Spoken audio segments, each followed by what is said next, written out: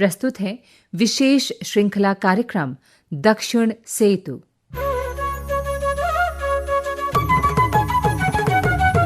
दक्षिण सेतु जनगण जोड़े भारत के मन से। दक्षिण सेतु जनगण जोड़े भारत के मन से। दक्षिण सेतु जोड़े उत्तर दक्षिण के गगन से। दक्षिण सेतु जनगण जोड़े भारत के मन से। वीर तपस्वी कवियों से परिचय का कथा कथन है। संस्कृति और शौर्य भरा ये अद्भुत स्वर मंथन है। दक्षिण सेतु जनगण जोड़े। शोध, आलेख और सूत्रधार हैं तरुण विजय। दक्षिण सेतु जनगण जोड़े भारत के मन से। प्रिय श्रोताओ, नमस्कार, वणक्कम और नंद्री। दक्षिण भारत के महापुरुषों, वहाँ के कवियों, समाज सुधारकों तथा अपनी रचनाओं और वाणी से समाज को स्पंदित करने वाले उन नायकों की कथाएं निश्चित रूप से आपको बहुत प्रिय लग रही होंगी। पिछली बार भी आपसे आग्रह किया था कि आप अपने पत्रों से और अपनी सम्मतियों से हमें अवगत कराते रहेंगे, और इस बार भी आपसे यही आग्रह है कि दक्षिण सेतु की इस गंगा में प्रवाहित होते होते आप हमें अपने अनुभव और अपनी सम्मतियों से जरूर परिचित कराएं। श्रोताओ, इस बार आपके सामने लेकर आए हैं दक्षिण भारत की महान स्त्री नायक, अन्याय से संघर्ष करने वाली और अपनी सत्यनिष्ठा के कारण समाज में देवी पद पाकर पूजित होने वाली कन्नगी की कथा। तमिल साहित्य में कन्नगी एक अद्भुत और असाधारण स्त्री नायक है। उन्होंने न केवल राजा की अन्याय से संघर्ष किया, और वह भी लगभग 2000 साल पहले। उन्होंने राज्य सत्ता को ललकारा और अपनी शक्ति और सत्यनिष्ठा के बल पर राजा को अपनी गलती स्वीकार करने पर विवश किया। कई बार जोन ऑफ आर्क से भी कन्नगी की तुलना की जाती है, लेकिन कन्नगी हारी नहीं थी। जबकि जोन ऑफ आर्क को धार्मिक वितंडावादियों ने जलाकर भस्म कर दिया था और उनकी राख पेरिस की सियन नदी में बहा दी थी। कन्नगी लड़ी और जीती। अन्याय से पीड़ित कन्नगी ने अपने क्रोध की आग में मानो मदुरई ही जला दी और अन्याय करने वालों को घुटनों के बल झुकाया। कन्नगी की कथा महान तमिल साहित्यिक रचना शिलापतिकारम में वर्णित है, और यदि कहा जाए कि युगों से कन्नगी की कथा दक्षिण भारत में गाई, सुनी, समझी और समझाई जाती रही है, तो यह अतिशयोक्ति नहीं होगी। कोई ऐसा घर नहीं होगा, कोई ऐसा विद्यालय या संस्थान नहीं होगा, कोई संभवतः सांस्कृतिक कार्यक्रम भी ऐसा नहीं होगा जहां कन्नगी की कथा का वर्णन न किया जाता हो। बल्कि श्रीलंका में तो वहां के सिंहली बौद्ध कन्नगी को पट्टनी देवी के नाम से जानते हैं, और तमिल हिंदू कन्नगी अम्मा कहकर उन्हें भगवती का स्वरूप मानते हैं। केरल में कन्नगी को देवी भद्रकाली का अवतार मान लिया गया, और कोडंगलूर में उनका मंदिर भी है। अलंगार नायगिये कन्नगै ताये, अनल वीसुम सिलंबेंदिय कन्नगै ताये, एन कुलमोंग नलम वीसुम कन्नगै ताये, एन कुरल केट्टु वारुम अम्मा कन्नगै ताये, कन्नगै ताये एन्नै कात्तरुल ताये। क्या है कथा कन्नगी की? इस विषय में 1942 में प्रसिद्ध तमिल फिल्म निर्देशक मणि ने फिल्म बनाई, और 1964 में पोम्पुहार नाम से दोबारा फिल्म बनी। कोलू मंडपத்தில் விசாரிக்கப்பட வேண்டிய வழக்கு கோயில் மண்டபத்தோடு முடிவானே. சிந்தியுங்கள், நன்றாக சிந்தியுங்கள். குற்றம் சாட்டப்பட்டவரின் மறுப்புகளுக்கு மதிப்பு தராமல் கொலைவாளின் வேலை அவ்வளவு அவசரமாக நடைபெறுவானே. 90 के दशक में दूरदर्शन पर एक उपासना टीवी श्रृंखला दिखाई गई थी। उसमें कन्नगी की कथा अर्थात शिलापतिकारम और एक अन्य तमिल महान कथा रचना मणिमेखलई, उनकी कथाओं को इसमें दर्शाया गया।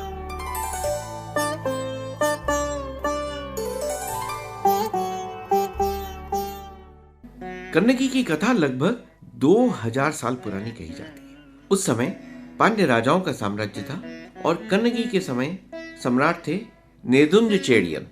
उनका कल्याणकारी राज्य था, परंतु वे अपनी रानी के प्रति कुछ अधिक ही अनुरक्त थे। रानी की मानना, उन्हें प्रसन्न रखना, रानी रूठ जाए तो अत्यंत उद्विग्न और चिंतित हो उठना, यह उनके स्वभाव का मानो हिस्सा हो गया था। अब उनके समय में कोवलन नाम के एक बड़े प्रसिद्ध व्यापारी थे। अच्छा व्यापार चलता था, परिवार भी ठीक ठाक चल रहा था और उनका विवाह अपने समय की एक बहुत अनिंद सौंदर्यवान और भगवत भक्ति के लिए जाने वाली कन्नगी से हुआ। कन्नगी सुंदर तो थी, अत्यंत रूपवान, पर उनका स्वभाव था न गलत कहना न गलत सुनना और सामान्यतः उनका व्यवहार भी ऐसा कि लोग कन्नगी का उदाहरण देकर अपनी बेटियों को उसके जैसा बनने की नसीहत देते थे। अतुलनीय रूप और सबकी प्रिय कन्नगी और सब उनके भी प्रिय, सबसे आदर पाती और सबका आदर करती। लेकिन कहते हैं जीवन का दूसरा नाम ही उतार चढ़ाव है। आरोह और अवरोह, दुख न आए तो सुख का महत्व कैसे जाना जाए, अंधेरा न हो तो उजाले का महत्व कैसे पता चले, तूफान आने पर ही तो दिए की शक्ति का पता चलता है। तो मित्रों, सब कुछ अच्छा चल रहा था। कोवलन और कन्नगी का परिवार, लोग उनकी ओर देखते तो कुछ लोग तो ईर्ष्या भी करते। देखो कितने सुंदर हैं, कितना अच्छा घर परिवार है। पूरे नगर में सबसे अच्छा व्यापार किसका है? तो लोग कहते हैं कोवलन का है। एक दिन अचानक पुहार नगर में कोवलन गए व्यापार के सिलसिले में। शाम हुई तो एक नृत्य कार्यक्रम में गए और वहां उनकी भेंट उस समय की सुप्रसिद्ध नृत्यांगना माधवी से हो गई।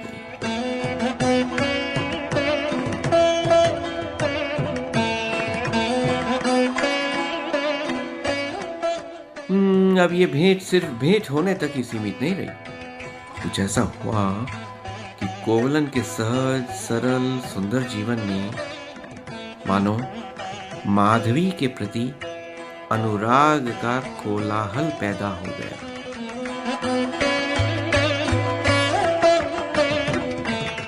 यह प्रेम अगन लगी तो सब कुछ भस्म ही करती गई। न अपना ध्यान, न अपने परिवार का, न व्यापार का बोध, न वर्षों से संचित संपदा का। कोवलन का सिर्फ मन ही नहीं लुटा, बल्कि बरसों की मेहनत से व्यापार में जो कुछ कमाया था वह सब माधवी पर लुटा दिया।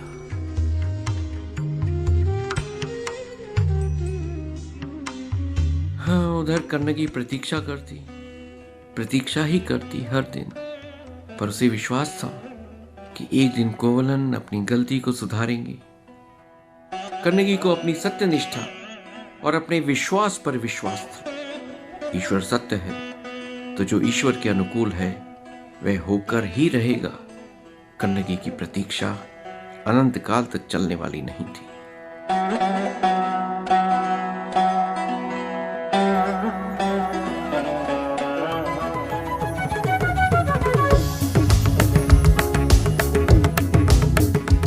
आप सुन रहे हैं विशेष श्रृंखला कार्यक्रम दक्षिण सेतु। इस अभिनव श्रृंखला में आपके सुझाव, विचार और प्रतिक्रिया का हम स्वागत करते हैं। आइए फिर जुड़ते हैं कार्यक्रम दक्षिण सेतु से।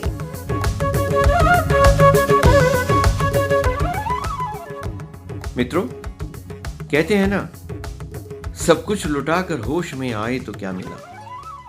विलासिता के भ्रम में अपने मन और धन को लुटाकर कोवलन को माधवी की जब ठोकर लगी और चेतना जगी, तब कुछ शेष नहीं था सिवाय कन्नगी की टिमटिमाती सी स्नेह की बाती के। कन्नगी अटल थी, अडिग थी असंदिग्ध रूप से कोवलन के प्रति कन्नगी का प्रेमानुराग डिगा नहीं था। कोवलन बहुत पछताया, बहुत रोया, बहुत गिड़गिड़ाया, कन्नगी की शरण में आकर क्षमा मांगी और नीड़ का निर्माण फिर करने का प्रयास करने लगा। कोवलन बार बार कहता, क्षमा करो कन्नगी, मुझसे जीवन की बहुत बड़ी भूल हो गई। मैंने तुम्हारे साथ बहुत अन्याय किया, सब कुछ नष्ट कर दिया। कीर्ति गई, यश गया, संपत्ति गई, व्यापार गया। अब तो जो भी है बस तुम ही हो। तुमने मेरा साथ नहीं छोड़ा। मेरे जीवन की यही सबसे बड़ी पूंजी है। कन्नगी भी रो पड़ी। आखिर ईश्वर ने उसकी सुन जो ली थी और उसके अटल विश्वास को डिगने नहीं दिया था। बोली, हम दोनों मिलकर फिर से व्यापार शुरू करेंगे और फिर सफलता प्राप्त करेंगे। जो हुआ उसको भूल जाओ। पर व्यापार कहां से शुरू करें भाई? पास में कुछ दमड़ी हो तो कुछ खरीदें और कुछ बेचें। आय का साधन जुटाने के लिए भी तो हाथ में कुछ चाहिए। कन्नगी ने कहा, कोई बात नहीं, मेरे पास यह पायल तो है, इसे भूल गए आप ही ने तो दिलवाई थी, और इसमें आपने माणिक भरवाए थे, वो भी तो आपने दिलवाए थे। व्यापार चलेगा, आय बढ़ेगी तो ऐसी 50 पायलें फिर बन जाएंगी। लीजिए, आप इसे बाजार में बेच आइए और व्यापार शुरू कीजिए, सब अच्छा होगा। कप कपाते हाथों से कोवलन ने कन्नगी की वह प्रिय पायल ले ली। मन में ग्लानि, हृदय में खुद पर ही आक्रोश था, लेकिन विकल्प भी क्या था? मरे हुए मन से कोवलन ने वह पायल ली और बाजार में उसे बेचने निकल पड़ा।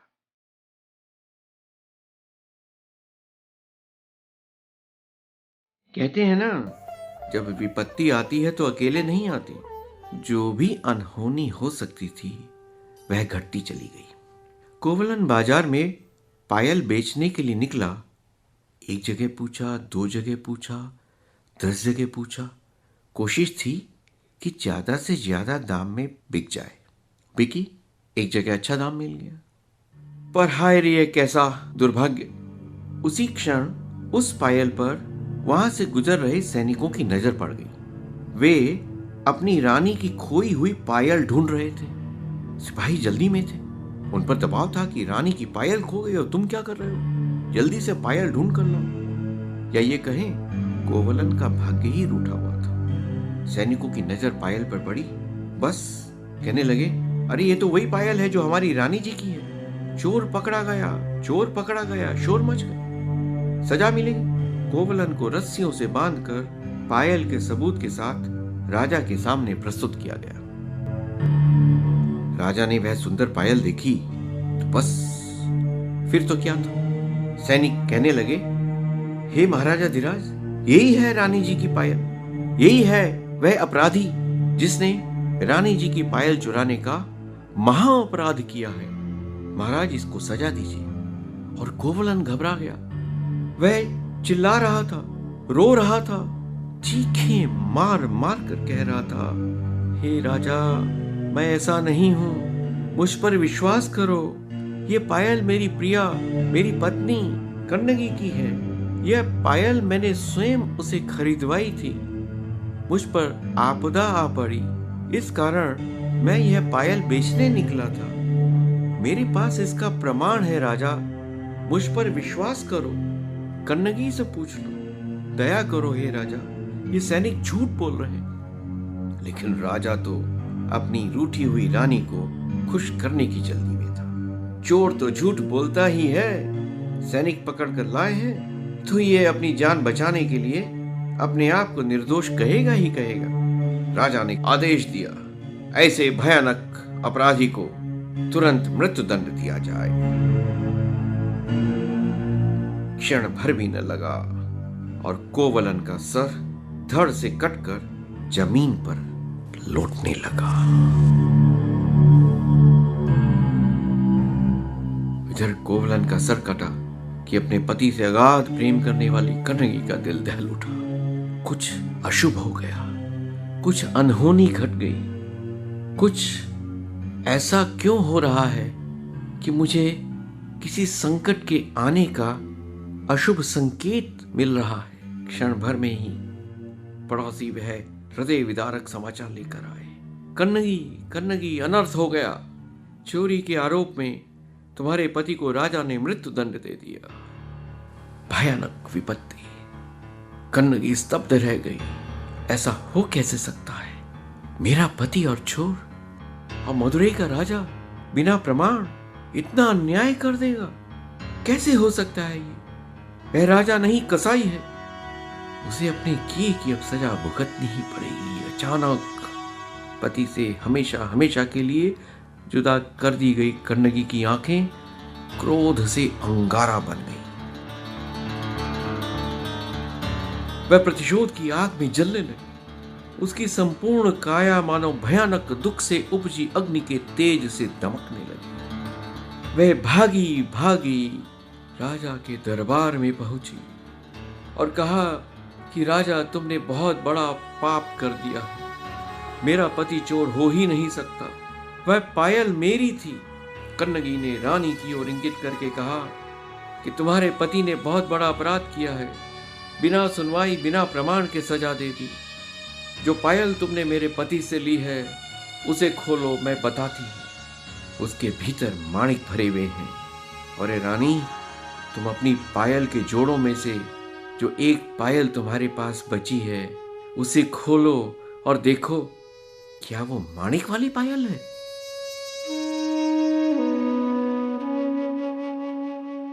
कन्नगी ने पायल प्रस्तुत करने की चुनौती दी तो सैनिक भी घबरा गए। तुरंत उसके सामने उसके पति से प्राप्त पायल रख दी। कन्नगी ने राजा के सामने उस पायल को खोला और सबको दिखाया कि उसके भीतर तो माणिक भरे हुए थे। और उसी समय रानी की पायल खोली गई तो उस पायल में से मोती भरे हुए मिले। यह सत्य का दर्शन देखकर दरबार में हाहाकार मच गई। राजा से गलती हो गई। यह तो अन्यायी राजा है। बिना प्रमाण के सजा दे दी। अपनी रानी को प्रसन्न करने की चाह में उसने कन्नगी को अकाल वैधव्य प्रदान कर दिया। एक निर्दोष को मृत्यु दंड दे दिया। रानी का चेहरा भी सफेद पड़ गया था।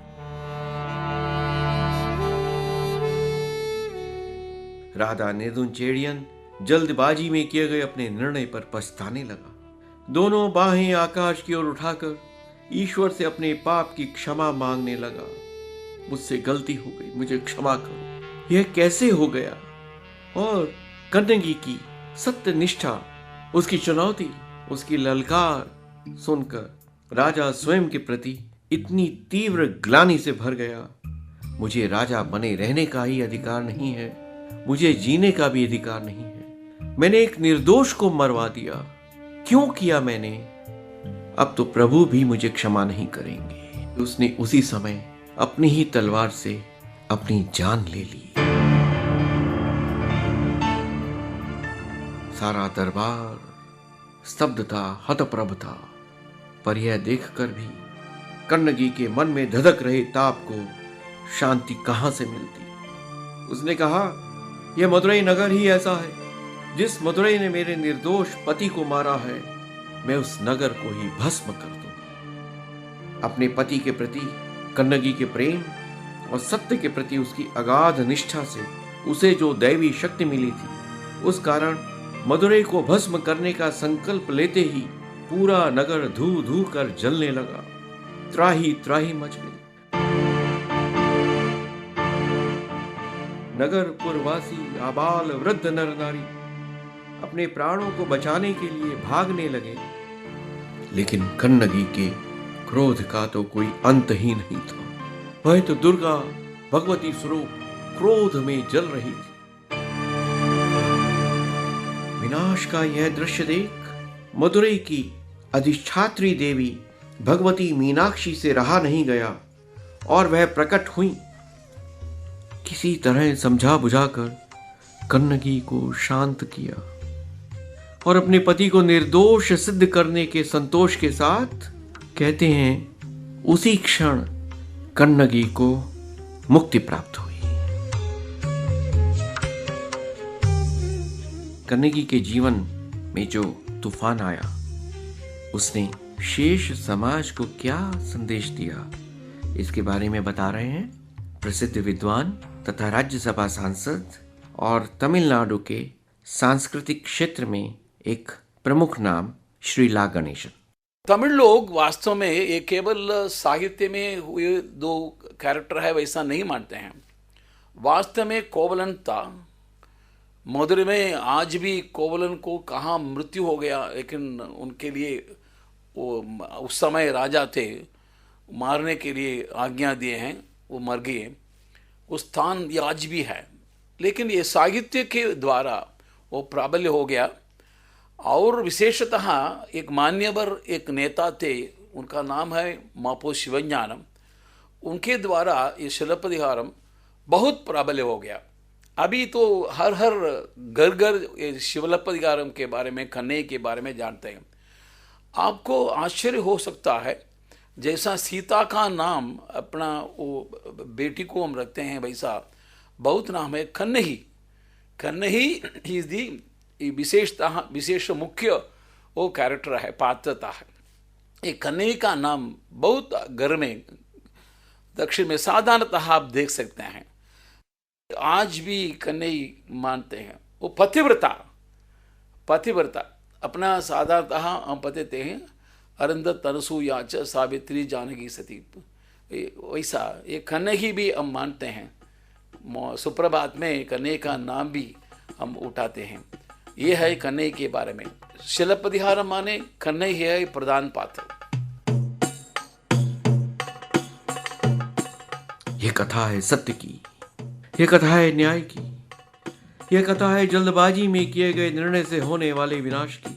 ये कथा है अपने पति से अनन्य प्रेम रखने वाली कन्नगी की अद्भुत सत्य निष्ठा की, उसके संघर्षपूर्ण जीवन और न्याय को पाने के उसके संघर्ष की और विजय की। अन्याय सहन नहीं करना और न्याय प्राप्त होने तक सत्य पर अपनी निष्ठा अविचलित रखते हुए लड़ना, कन्नगी द्वारा देवत्व प्राप्त करने की अंतर कथा का संदेश यही है।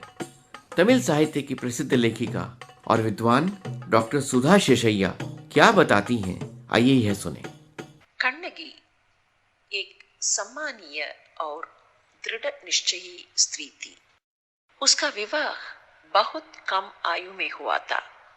अपने जीवन में बहुत खुश थी, लेकिन दुर्भाग्यवश उसकी सुखियों ज्यादा दिन टिक न सकी, क्योंकि उसके पति ने उसको एक परस्त्री माधवी के कारण छोड़ दिया।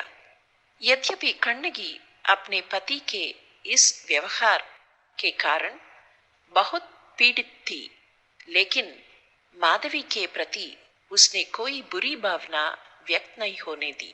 अनेक कठिनाइयों और दुखों के पश्चात भी उसने माधवी और कोवलन पर किसी भी प्रकार का आरोप नहीं लगाया। उसकी अपने पति के प्रति श्रद्धा और प्यार इस दृश्य में प्रतप्त होता।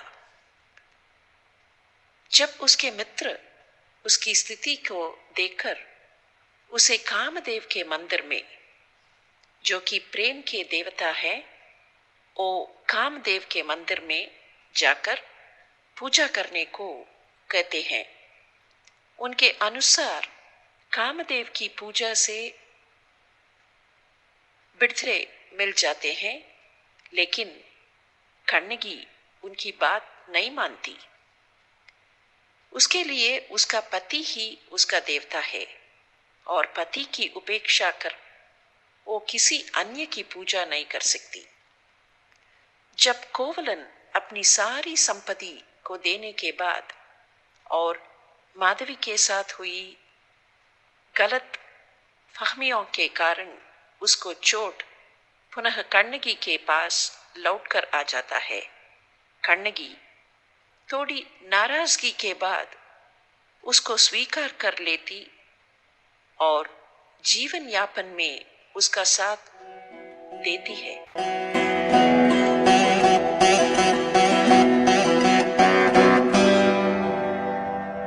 जिया वही, अमृतत्व उसी ने पाया जिसने न्याय के लिए संघर्ष से पांव नहीं मोड़े। गंदगी के देवी रूप प्राप्त करने की कथा हमें यही संदेश देती है।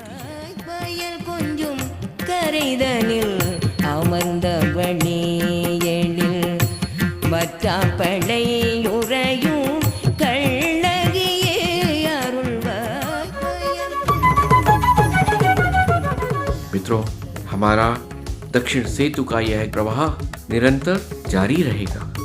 हमें विश्वास है कि आप दक्षिण सेतु इस फेसबुक पेज पर जरूर आप उसे लाइक करेंगे और हमारी ईमेल air.dakshinsetu@gmail.com पर अपने विचार, अपने सुझाव भेजकर हमारा मार्गदर्शन अवश्य करेंगे और हमें उत्साहित करेंगे। वणक्कम, नंद्री, पुनः मिलेंगे। हमारा साथ बनाए रखिएगा। दक्षिण सेतु जनगण जोड़े भारत के मन से।